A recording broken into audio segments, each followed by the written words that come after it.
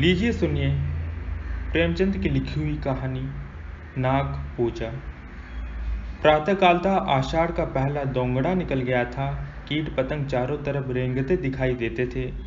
तिलोत्तमा ने वाटिका की ओर देखा तो वृक्ष और पौधे ऐसे निखर गए थे जैसे साबुन से मैले कपड़े निखर जाते हैं। उन पर एक विचित्र आध्यात्मिक शोभा छाई हुई थी, मानव योगिवर आनंद में मग्न पड़े हों। चिड़ियों में असाधारण चंचलता थी, डाल डाल पात पात चहकती फिरती थी। तिलोत्तमा बाग में निकल आई, वो भी इन्हीं पक्षियों की भांति चंचल हो गई थी। कभी किसी पौधे को देखती, कभी किसी फूल पर पड़ी हुई जल की बूंदों को हिलाकर अपने मुंहों पर उनके शीतल छींटे डालती। लाल बीर बहूटियां रेंग रही थीं, वो उन्हें चुनकर हथेली पर रखने लगी। सहसा उसे एक काला बृहत्काय सांप रेंगता दिखाई दिया। उसने चिल्लाकर कहा, अम्मा, नागजी जा रहे हैं, लाओ थोड़ा सा दूध उनके लिए कटोरे में रख दूं। अम्मा ने कहा, जाने दो बेटी, हवा खाने निकले होंगे। तिलोत्तमा, गर्मियों में कहाँ चले जाते हैं, दिखाई नहीं देते। माँ, कहीं नहीं जाते बेटी, अपनी बाम्बी में पड़े रहते हैं। तिलोत्तमा, और कहीं नहीं जाते। माँ, बेटी हमारे देवता हैं और कहीं क्यों जाएंगे। तुम्हारे जन्म के साल से ये बराबर यहीं दिखाई देते हैं, किसी से नहीं बोलते। बच्चा पास से निकल जाए पर जरा भी नहीं ताकते। आज तक कोई चूहिया भी नहीं पकड़ी। तिलोत्तमा, तो खाते क्या होंगे। माँ, बेटी ये लोग हवा पर रहते हैं, इससे इनकी आत्मा दिव्य हो जाती है। अपने पूर्व जन्म की बातें इन्हें याद रहती हैं, आने वाली बातों को भी जानते हैं। कोई बड़ा योगी जब अहंकार करने लगता है तो उसे दंड स्वरूप इस योनि में जन्म लेना पड़ता है। जब तक प्रायश्चित पूरा नहीं होता तब तक वो इस योनि में रहता है। कोई कोई तो 100-200 वर्षों तक इसी योनि में रहते हैं। तिलोत्तमा, इनकी पूजा न करो तो क्या करें। माँ, बेटी कैसे बच्चों की सी बातें करती हो, नाराज हो जाए तो सिर पर न जाने क्या विपत्ति आ पड़े। तेरे जन्म के साल पहले पहल दिखाई दिए थे, तब से साल में 10-5 बार अवश्य दर्शन दिए जाते हैं। इनका ऐसा प्रभाव है कि आज तक किसी के सिर में दर्द तक नहीं हुआ। कई वर्ष हो गए। तिलोत्तमा बालिका से युक्ति हुई, विवाह का शुभ अवसर आ पहुंचा। बारात आई, विवाह हुआ। तिलोत्तमा के पति गृह जाने का मुहूर्त आ गया। नई वधू का श्रृंगार हो रहा था। भीतर बाहर हलचल मची हुई थी।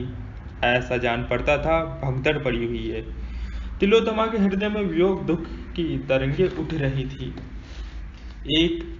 एकांत में बैठकर वो रोना चाहती है।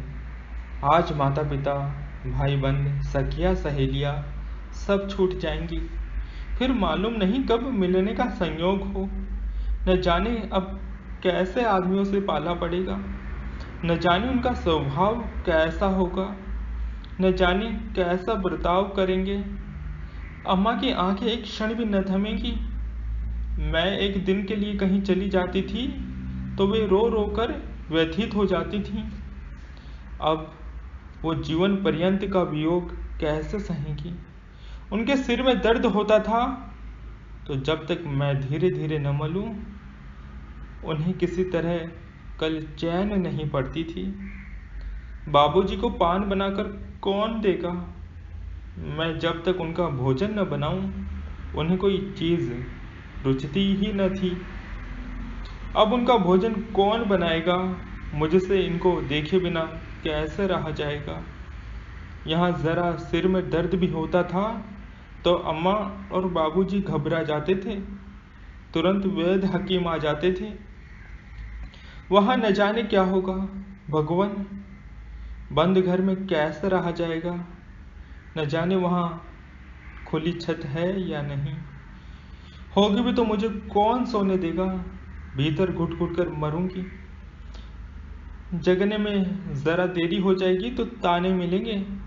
यहाँ सुबह को कोई जगाता था तो अम्मा कहती थी, सोने दो, कच्ची नींद जाग जाएगी तो सिर में पीड़ा होने लगेगी। वहाँ व्यंग्य सुनने पड़ेंगे, बहुत आलसी है, दिन भर खाट पर पड़ी रहती है। वे वे तो बहुत सुशील मालूम होते हैं। हाँ, कुछ अभिमानी अवश्य हैं। कहीं उनका स्वभाव निठुर हुआ तो? सहसा उसकी माता ने आकर कहा, बेटी तुमसे एक बात कहने की याद न रही। वहाँ नाग पूजा अवश्य करती रहना। घर के और लोग चाहे मना करें, पर इसे अपना कर्तव्य समझना। अभी मेरी आंखें जरा जरा झपक गई थीं। नाग बाबा ने स्वप्न में दर्शन दिए। तिलोत्तमा, अम्मा, मुझे भी उनके दर्शन हुए हैं, पर मुझे तो उन्होंने बड़ा विकराल रूप दिखाया, बड़ा भयंकर स्वप्न था। माँ, देखना तुम्हारे घर में कोई सांप न मारने पाए, ये मंत्र नित्य अपने पास रखना। तिलोत्तमा अभी कुछ जवाब न देने पाई थी कि अचानक बारात की ओर से रोने के शब्द सुनाई दिए। एक क्षण में हाहाकार मच गया, भयंकर शोक घटना हो गई। वर को सांप ने काट लिया। वो बहू को विदा कराने आ रहा था। पालकी में मनसत के नीचे एक काला सांप छिपा हुआ था। वो जो ही पालकी में बैठा, सांप ने काट लिया। चारों ओर कोहराम मच गया। तिलोत्तमा पर तो मानो वज्रपात हो गया। उसकी माँ सिर पीट पीट कर रोने लगी। उसके पिता बाबू जगदीश चंद्र मूर्छित होकर गिर पड़े। हृदय रोग से पहले ही से ग्रस्त थे। झाड़ फूंक करने वाले आए, डॉक्टर बुलाए गए, पर विष घातक था। जरा देर में वर के होंठ नीले पड़ गए, नख काले हो गए, मूर्छा आने लगी। देखते देखते शरीर ठंडा पड़ गया। इधर उषा की लालिमा ने प्रकृति को आलोकित किया, उधर टिमटिमाता हुआ दीपक बुझ गया। जैसे कोई मनुष्य बोरों से लगती हुई नाव पर बैठा हुआ मन में झुंझलाता है कि ये और तेज क्यों नहीं चलती, कहीं आराम से बैठने की जगह नहीं, ये इतनी हिल क्यों रही है, मैं व्यर्थ ही इसमें बैठा। पर अकस्मात नाव को भंवर में पड़ रही देखकर उसे मस्तूल से चिपट जाता है। वही दशा तिलोत्तमा की हुई। अभी तक वो वियोग दुख में ही मग्न थी, ससुराल के कष्टों और दुर्व्यवस्थाओं की चिंताओं में पड़ी हुई थी। पर अब उसे होश आया, किस नाव के साथ मैं भी डूब रही हूँ। एक क्षण पहले वो कदाचित जिस पुरुष पर झुंझला रही थी, जिसे लुटेरा और डाकू समझ रही थी, वो अब कितना प्यारा था। उसके बिना अब जीवन एक दीपक था, बुझा हुआ, एक वृक्ष था, फल फूल विहीन। अभी एक क्षण पहले वो दूसरों की ईर्ष्या का कारण थी, अब दया और करुणा की। थोड़े ही दिनों में उसे ज्ञात हो गया कि मैं पति विहीन होकर संसार के सब सुखों से वंचित हो गई। एक वर्ष बीत गया। जगदीश चंद्र पक्के धर्मावलंबी आदमी थे, पर तिलोत्तमा का वैधव्य उनसे न सहा गया। उन्होंने तिलोत्तमा के पुनर्विवाह का निश्चय कर लिया। हंसने वालों ने तालियां बजाई, पर जगदीश चंद्र बाबू ने हृदय से काम लिया।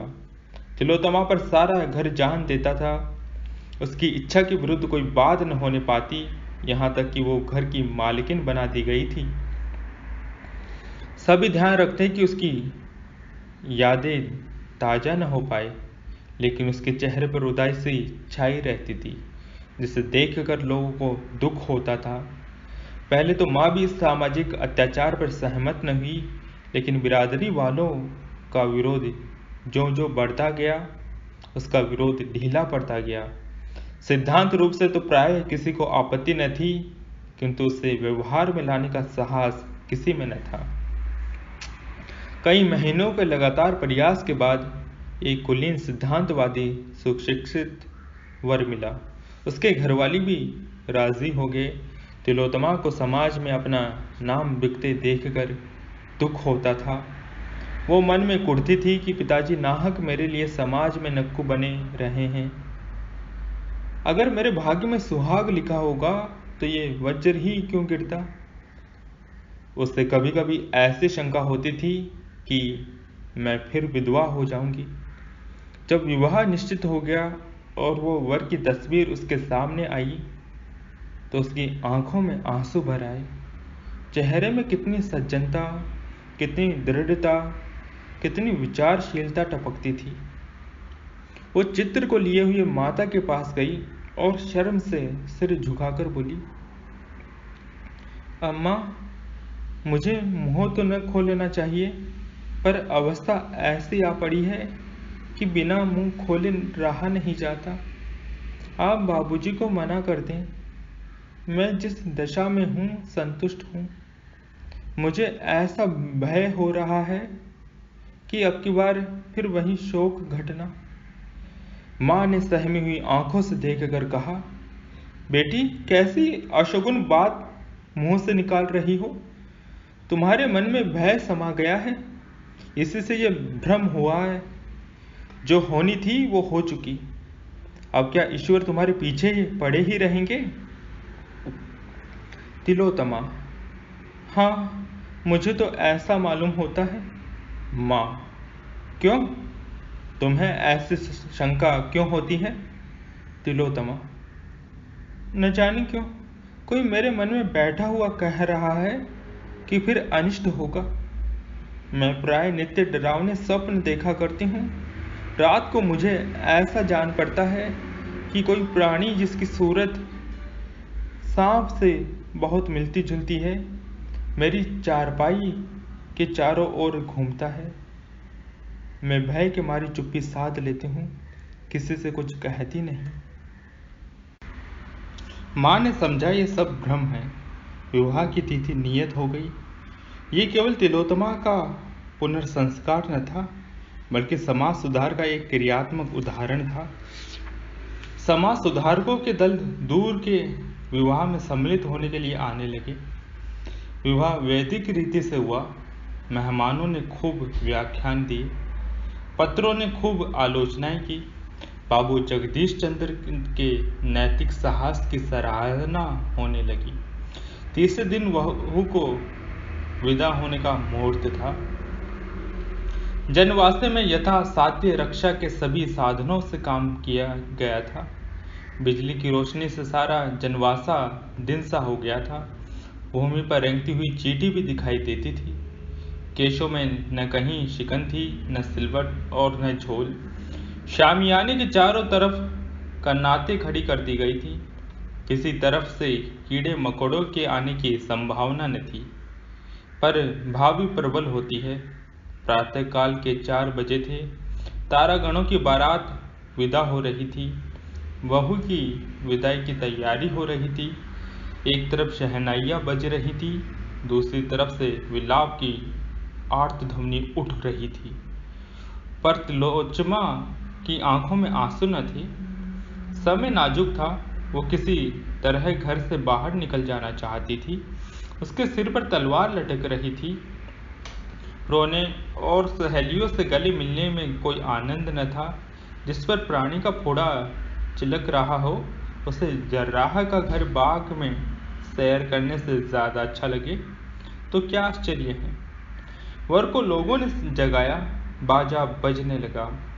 वो पालकी में बैठने को चला कि वधू को विदा करा लावे, पर जूते में पैर डाला ही था कि चीख मार कर पैर खींच लिया। मालूम हुआ पांव चिंगारियों पर पड़ गया। देखा तो एक काला सांप जूते में से निकलकर रेंगता हुआ चला जाता था। देखते देखते गायब हो गया। वर ने एक सर्द आह भरी और बैठ गया। आंखों में अंधेरा छा गया। एक क्षण में सारे जनवासे में खबर फैल गई। लोग दौड़ पड़े। औषधियाँ पहले ही रख ली गई थीं। सांप का मंत्र जानने वाले कई आदमी बुला लिए गए थे। सभी ने दवाइयाँ दी। झाड़ फूंक शुरू हुई। औषधियाँ भी गई, पर काल के सामने किसी का वश न चला। शायद मौत सांप का वेश धर कर आई थी। तिलोत्तमा ने सुना तो सिर पीट लिया। वो विकल होकर जनवासे की तरफ दौड़ी। चादर ओढ़ने की भी सूधी न रही। वो अपने पति के चरणों को माथे से लगाकर अपना जन्म सफल करना चाहती थी। घर की स्त्रियों ने रोका। माता भी रो रो कर समझाने लगी, लेकिन बाबू जगदीश चंद्र ने कहा, कोई हर्ज नहीं, जाने दो। पति का दर्शन तो कर ले, यह अभिलाषा क्यों रह जाए। उसी शोकान्वित दशा में तिलोत्तमा जनवासे में पहुंची, पर वहां उसकी तस्कीन के लिए मरने वाली की उल्टी सांसें थी। उन अधखुले नेत्रों में असह्य आत्मवेदना और दारुण नैराश्य। इस अद्भुत घटना का समाचार दूर दूर तक फैल गया। जड़वा दिगण चकित थे। ये क्या माजरा है। आत्मवाद के भक्त ज्ञातवाद से सिर हिलाते थे, मानो वे त्रिकालदर्शी हैं। जगदीश चंद्र ने नसीब ठोंक लिया। निश्चय हो गया कि कन्या के भाग्य में विधाता ने विधवा रहना ही लिखा है। नाग की पूजा साल में 2 बार होने लगी। तिलोत्तमा के चरित्र में भी एक विशेष अंतर दिखने लगा। भोग और विहार के दिन भक्ति और देवराधना में कटने लगे। निराश प्राणियों का यही अवलंब है। 3 साल बीते थे कि ढाका विश्वविद्यालय के अध्यापक दयाराम ने इस किस्से को फिर ताज़ा किया। वे पशु शास्त्र के ज्ञाता थे। उन्होंने सांपों के आचार व्यवहार का विषय राशि से अध्ययन किया। वे इस रहस्य को खोलना चाहते थे। जगदीश चंद्र को विवाह का संदेशा भेजा। उन्होंने टाल मटोल किया। दयाराम ने और भी आग्रह किया। लिखा, मैंने वैज्ञानिक अन्वेषण के लिए यह निश्चय किया है। मैं इस विषधर नाग से लड़ना चाहता हूँ। वो अगर सौगात लेकर आए तो मुझे कोई हानि नहीं पहुंचा सकता। वो मुझे काट कर आप ही मर जाएगा। अगर वो मुझे काट भी ले तो मेरे पास ऐसे मंत्र और औषधियाँ हैं कि मैं एक क्षण में उसके विष को उतार सकता हूँ। आप इस विषय में कुछ चिंता न कीजिए। मैं विष के लिए अजय हूँ। जगदीश चंद्र को अब कोई उज्र न सूझा। हाँ, उन्होंने एक विशेष प्रयत्न ये किया कि ढाके में ही विवाह हो। अतएव वे अपने कुटुंबियों को साथ लेकर विवाह के 1 सप्ताह पहले गए। चलते समय अपने संदूक, बिस्तर आदि खूब देखभाल कर रखे कि कहीं सांप उनमें छिपकर न बैठ जाए। शुभ लग्न में विवाह संस्कार हो गया। तिलोत्तमा विकल हो रही थी। मुख पर एक रंग आता था, एक रंग जाता था, पर संस्कार में कोई विघ्न बाधा न पड़ी। तिलोत्तमा रो धोकर ससुराल गई। जगदीश चंद्र घर लौट आए, पर ऐसे चिंतित थे जैसे कोई आदमी सराय में खुला हुआ संदूक छोड़कर बाजार चला जाए। तिलोत्तमा के स्वभाव में अब एक विचित्र रूपांतर हुआ। वो औरों से हंसती बोलती, आराम से खाती पीती, सैर करने जाती, थिएटरों और अन्य सामाजिक सम्मेलनों में शरीक होती। इन अवसरों पर प्रोफेसर दयाराम से भी बड़े प्रेम का व्यवहार करती, उनके आराम का बहुत ध्यान रखती, कोई काम उनकी इच्छा के विरुद्ध न करती, कोई अजनबी आदमी का भी बहुत ध्यान रखती और उसे देखकर कह सकता था कि गृहिणी हो तो ऐसी हो। दूसरों की दृष्टि में भी इस दंपति का जीवन आदर्श था, किंतु आंतरिक दशा कुछ और ही थी। उनके साथ शयनागार में जाते ही उनका मुख विकृत हो जाता, भौहें तन जाती, माथे पर बल पड़ जाते, शरीर अग्नि की भांति जलने लगता, पलकें खुली रह जाती, नेत्रों से ज्वाला निकलने लगती और उनमें झुलसती हुई लपटें निकलती, मुख पर कालीमा छा जाती और यद्यपि स्वरूप में कोई विशेष अंतर न दिखाई देता, पर न जाने क्यों भ्रम होने लगता ये कोई नागिन है। कभी कभी वो फुफकारने भी लगती। इस स्थिति में दयाराम को उसके समीप जाने या उससे कुछ बोलने की हिम्मत न पड़ती। वे उसके रूप लावण्य पर मुग्ध थे, किंतु इस अवस्था में उन्हें उससे घृणा होती। उसे इसी उन्माद के आवेग में छोड़कर बाहर निकल आते। डॉक्टरों से सलाह ली, स्वयं इस विषय की कितनी ही किताबों का अध्ययन किया, पर रहस्य कुछ समझ में न आया। उन्हें भौतिक विज्ञान में अपनी अल्पज्ञता स्वीकार करनी पड़ी। उन्हें अब अपना जीवन असह्य जान पड़ता। अपने दुस्साहस पर पछताते, नाहक इस विपत्ति में जान फंसाई। उन्हें शंका होने लगी कि अवश्य कोई प्रेत लीला है। मिथ्यावादी न थे, पर जहाँ बुद्धि और तर्क का कुछ वश नहीं चलता, वहाँ मनुष्य विवश होकर मिथ्यावादी हो जाता है। शनै शनै उनकी ये हालत हो गई कि सदैव तिलोत्तमा से सशंक रहते। उसका उन्माद विकृत मुखाकृति उनके ध्यान से न उतरती। डर लगता कि कहीं ये मुझे मार न डाले। न जाने कब उन्माद का आवेग हो, ये चिंता हृदय को व्यथित करती रहती। हिप्नोटिज्म, विद्युत शक्ति और कई नए आरोग्य विधानों की परीक्षा की गई। उन्हें हिप्नोटिज्म पर बहुत भरोसा था, लेकिन जब ये योग भी निष्फल हो गया तो वे निराश हो गए। एक दिन प्रोफेसर दयाराम किसी वैज्ञानिक सम्मेलन में गए हुए थे। लौटे तो 12 बज गए थे। वर्षा के दिन थे। नौकर चाकर सो रहे थे। वे तिलोत्तमा के शयन गृह में ये पूछने गए कि मेरा भोजन कहाँ रखा है। अंदर कदम रखा ही था कि तिलोत्तमा के सिरहाने की ओर उन्हें एक अति भीमकाय काला सांप बैठा हुआ दिखाई दिया। प्रोफेसर साहब चुपके से लौट आए। अपने कमरे में जाकर किसी औषधि की एक खुराक पी और पिस्तौल तथा सांगा लेकर फिर तिलोत्तमा के कमरे में पहुंचे। विश्वास हो गया कि ये वही मेरा पुराना शत्रु है। इतने दिनों से टोह लगाता हुआ यहाँ आ पहुंचा, पर इसे तिलोत्तमा से क्यों इतना स्नेह है। उसके सिरहाने यूं बैठा हुआ है मानो कोई रस्सी का टुकड़ा है। ये क्या रहस्य है। उन्होंने सांपों के विषय में बड़ी अद्भुत कथाएं पढ़ी और सुनी थी, पर ऐसी कौतूहलजनक घटना का उल्लेख कहीं न देखा था। वे इस भांति सशस्त्र होकर फिर कमरे में पहुंचे तो सांप का पता न था। हाँ, तिलोत्तमा के सिर पर भूत सवार हो गया था। वो बैठी हुई आगन्य नेत्रों से द्वार की ओर ताक रही थी। उसके नयनों से ज्वाला निकल रही थी, जिसकी आंच 2 गज तक लगती। इस समय उन्माद अतिशय प्रचंड था। दयाराम को देखते ही बिजली की तरह उन पर टूट पड़ी और हाथों से आघात करने के बदले उन्हें दांतों से काटने की चेष्टा करने लगी। इसके साथ ही अपने दोनों हाथ उनकी गर्दन में डाल दिए। दयाराम ने बहुत देरा चाहा, एड़ी चोटी का जोर लगाया कि अपना गला छुड़ा ले, लेकिन तिलोत्तमा का बाहुपाश प्रतिक्षण सांप की केडली की भांति कठोर एवं संकुचित होता जाता था। उधर यह संदेह था कि मुझे इसने काटा तो कदाचित इसे जान से हाथ धोना पड़े। उन्होंने अभी जो औषधि पी थी वो सर्प विष से अधिक घातक थी।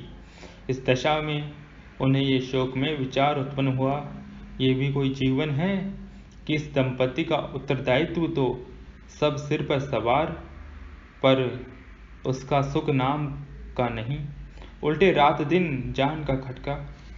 ये क्या माया है। वो सांप कोई प्रेत तो नहीं है जो इसके सिर आकर ये दशा कर दिया करता है। कहते हैं ऐसी अवस्था में रोगी पर जो चोट की जाती है वो प्रेत पर ही पड़ती है। नीची जातियों में इसके उदाहरण भी देखे हैं। वे इसी हैस बैस में पड़े हुए थे कि उनका दम घुटने लगा। तिलोत्तमा के हाथ रस्सी के फंदों की भांति उसकी गर्दन को कस रहे थे। वे दीन असहाय भाव से इधर उधर ताकने लगे। क्यों कर जान बचे, कोई उपाय न सूझ पड़ता था। सांस लेना दुस्तर हो गया, देह शिथिल पड़ गई, पैर थरथराने लगे। सहसा तिलोत्तमा ने उनके बाहों की ओर मुंह बढ़ाया। दयाराम कांप उठे। मृत्यु आंखों के सामने नाच लगी। मन में कहा, ये इस समय मेरी स्त्री नहीं, विषैली भयंकर नागिन है। इसके विष से जान बचनी मुश्किल है। अपनी औषधि पर जो भरोसा था वो जाता रहा। चूहा उन्मत्त दशा में काट लेता है तो जान के लाले पड़ जाते हैं। भगवान, कितना विकराल स्वरूप है। प्रत्यक्ष नागिन मालूम हो रही है। अब उल्टी पड़े या सीधी, इस दशा का अंत करना ही पड़ेगा। उन्हें ऐसा जान पड़ा कि अब गिरा ही चाहता हूँ।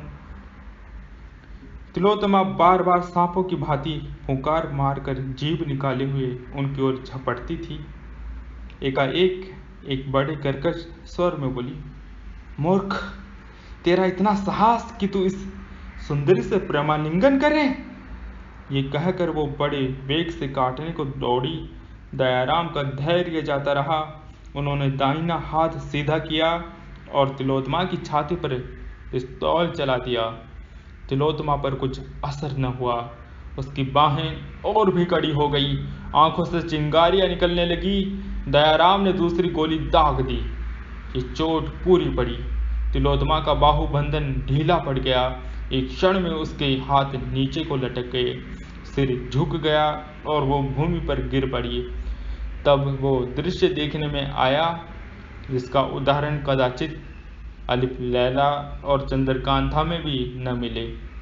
वहीं पलंग के पास जमीन पर एक काला सांप दीर्घकाय सर्प पड़ा तड़प रहा था। उसकी छाती और मुंह से खून की धारा बह रही थी। दयाराम को अपनी आंखों पर विश्वास न आता था। ये कैसी अद्भुत प्रेत लीला थी।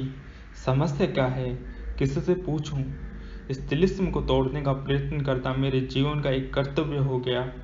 उन्होंने सांके से सांप की देह में एक कोचा मारा और फिर वे उसे लटकाए हुए आंगन में लाए। बिल्कुल बेदम हो गया था। उन्होंने उसे कमरे में से ले जाकर एक खाली संदूक में बंद कर दिया। उसमें भूस भरवाकर बरामदे में लटकाना चाहते थे। इतना बड़ा गेहूंवन सांप किसी ने न देखा होगा। तब वे तिलोत्तमा के पास गए। डर के मारे कमरे में कदम रखने की हिम्मत न पड़ती थी। हाँ, इस विचार से कुछ तस्कीन होती थी कि सर्प प्रेत मर गया है तो उसकी जान बच गई होगी। इस आशा और भय की दशा में वे अंदर गए तो तिलोत्तमा आईने के सामने खड़ी केश संवार रही थी। दयाराम को मानो चारों पदार्थ मिल गए। तिलोत्तमा का मुख कमल खिला हुआ था। उन्होंने कभी उसे इतना प्रफुल्लित न देखा था। उन्हें देखते ही वो उनकी ओर प्रेम से चली और बोली, आज इतनी रात कहाँ रहे? दयाराम प्रेमोन्मत्त होकर बोले, एक जलसे में चला गया था। तुम्हारी तबीयत कैसी है? कहीं दर्द नहीं है? तिलोत्तमा ने उनको आश्चर्य से देखकर पूछा, तुम्हें कैसे मालूम हुआ? मेरी छाती में ऐसा दर्द हो रहा है जैसे चिलक पड़ गई हो।